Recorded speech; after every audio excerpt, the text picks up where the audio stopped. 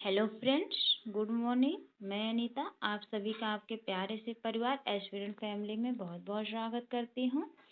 दोस्तों, आज के सेशन में हम पढ़ेंगे एडीएचडी। दोस्तों, आप लोग सीटेट की तैयारी कर रहे हैं तो आप लोग जान रहे होंगे कि एडीएचडी, विशिष्ट बालक, ये सब जो हैं ये एक विकार होती हैं। तो उन्हीं में से एक है हमारा एडीएचडी। तो आज इसके बारे में हम डिटेल जानकारी लेंगे और इससे रिलेटेड कुछ क्वेश्चन भी करेंगे। तो दोस्तों, इसमें जो कुछ इम्पोर्टेंट बातें हैं वो मैं आपको एंड तक बता दूंगी।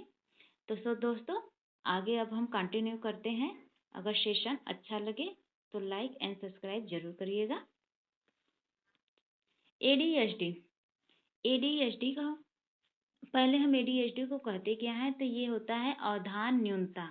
क्या होता है? अवधान न्यूनता। इसका फुल फॉर्म क्या होता है? Attention deficit hyper activity disorder. Attention deficit hyper activity disorder. अब इसके अलग अलग नाम भी देखने को मिलते हैं। जैसे आपको क्वेश्चन पूछा, उसमें ऑप्शन दिए हैं, तो कभी किस नाम से दे देता है, कभी किस नाम से दे देता है, कभी किस नाम से दे देता है। तो आपको इससे घबराना नहीं है। आपको पता होना चाहिए कि इसे इसे ही एडीएचडी कहते हैं। जैसे ध्यान अभाव क्रियाशीलता बोल दे तो ये भी एडीएचडी ही है। ध्यान अभाव अति सक्रियता विकार बोल दे, या ध्यान अभाव अति क्रियाशीलता विकार बोल दे। अगर इन नामों में कोई भी चेंज होके आ रहा है तो आप ऑप्शन में देखिए और क्वेश्चन के अकॉर्डिंग एडीएचडी आप राइट कर सकते हैं।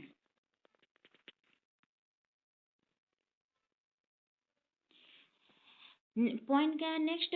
इसे सामान्य भाषा में एडीएचडी कहते हैं। इन बच्चों में आवेगों के नियंत्रण की समस्या होती है। इनका ध्यान केंद्रित नहीं हो पाता, इस कारण कक्षा में अनुशासनहीनता करते हैं तथा शिक्षण में बाधा उत्पन्न करते हैं।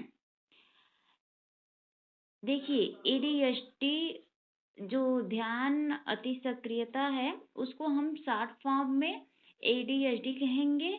और जिन बच्चों में एडीएचडी का विकार पाया जा रहा है उनमें सबसे बड़ा लक्षण यही है कि वे अपने आवेग पे नियंत्रण नहीं कर पाते हैं, अपनी इमोशन पे नियंत्रण नहीं कर पाते हैं। सबसे बड़ी समस्या उनका यही होता है। सबसे बड़ी समस्या क्या है कि वे आवेगों का अपने नियंत्रण नहीं कर पाते हैं। इनका ध्यान केंद्रित नहीं होता है, ये अपने ध्यान को भी केंद्रित नहीं कर पाते हैं। ये अपने ध्यान को भी केंद्रित नहीं कर पाते हैं। इस कारण से कक्षा में अनुशासनहीनता बनाए रखते हैं। जब वो अपने ध्यान को केंद्रित नहीं कर पाते हैं तो कक्षा में अनुशासनहीनता बनाते हैं।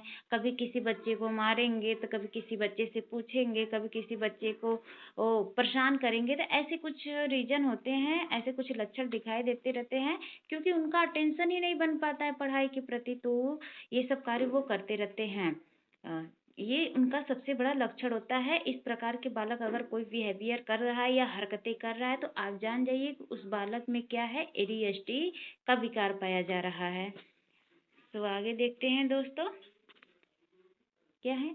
लंबे समय से चल रही एक स्थिति जिसमें ध्यान लगने में कठिनाई, अति सक्रियता और बिना सोचे समझे जल्दीबाजी में काम करना शामिल हो सकता है। कहने का मतलब ये है कि जो एडीएचडी है वो अगर आप लंबे समय तक किसी भी काम में, किसी भी स्थिति में अपना ध्यान नहीं लगा पा रहे हैं, या आपको ध्यान लगाने में कठिनाई महसूस हो रही है और आप कोई भी काम बिना सोचे समझे जल्दबाजी में कर दे रहे हैं, तो इस प्रकार की जो विकार है अगर किसी बालक में देखने को मिल रहा है तो आप जान लीजिए कि एडीएचडी से ग्रसित बालक है। तो दोस्तों, अब आगे नेक्स्ट पॉइंट देखते हैं। नेक्स्ट एंड लास्ट हमारा,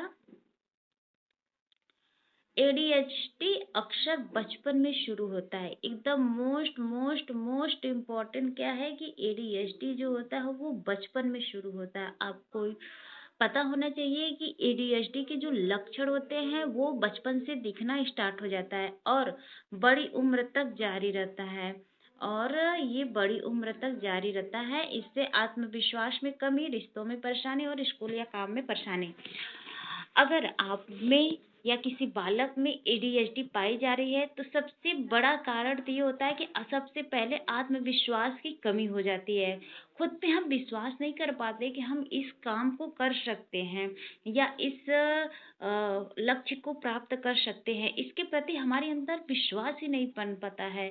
और कोई भी रिलेशन हो, चाहे फ्रेंड सर्कल हो, चाहे परिवार से रिलेशन हो, यार मित्र, रिलेटिवशिप संबंध हो, वो रिश्तों को बहुत अच्छे से संभाल नहीं पाते हैं, तो उस रिश्तों में कहीं न कहीं परेशानी उत्पन्न हो जाती है। और स्कूल में हो या कोई काम हो, घर का हो, कहीं बाहर का काम हो, वो सब उसमें भी बहुत ज़्यादा कठिनाई महसूस करते हैं क्योंकि उनका ध्यान एक जगह केंद्रित ही नहीं हो पाता और वो अपने इमोशन पे कंट्रोल नहीं कर पाते। इस प्रकार का अगर कोई बालक है जिसमें ये लक्षण पाया जा रहा है तो जान लीजिए कि वो बालक एडीएचडी से ग्रसित है। सो दोस्तों, आपको मैं एक क्वेश्चन बता देती हूँ। देखिए दोस्तों, कैसे कोई क्वेश्चन पकड़ा जाता है, कैसे कि हम ऑप्शन को एलिमिनेट करते हैं। जैसे हम क्वेश्चन लिख रहे हैं कि थोड़ा सा देखिएगा क्योंकि मैं ये राइटिंग हाथ रिटन कर रही हूँ हैंड से, इसीलिए थोड़ा सा राइटिंग अच्छी नहीं बनेगी। एक बालक एक बालक किससे ग्रसित है? नहीं, एक बालक जो है ध्यान केंद्रित में कठिनाई महसूस कर रहा है। ठीक है, उसको ध्यान केंद्रित करने में क्या हो रही है? कठिनाई महसूस कर रहा है, मतलब कठिनाई महसूस हो रहा है। अब आपको बताना है कि यह बालक किससे ग्रसित है। ठीक, अब आपको यहाँ से पता होना चाहिए, सॉरी यहाँ पे ध्यान है, आपको पता होना चाहिए कि बालक किससे ग्रसित है? ध्यान केंद्रित करने में। तो जब ध्यान केंद्रित करने में कोई बालक असहज है और वो ध्यान केंद्रित नहीं कर पा रहा है तो उसमें कौन सा विकार पाएगा? एडीएचडी। एडीएचडी। सॉरी, नोटिफिकेशन बंद नहीं है, बार बार नोटिफिकेशन आते जा रहा है। ये एडीएचडी है।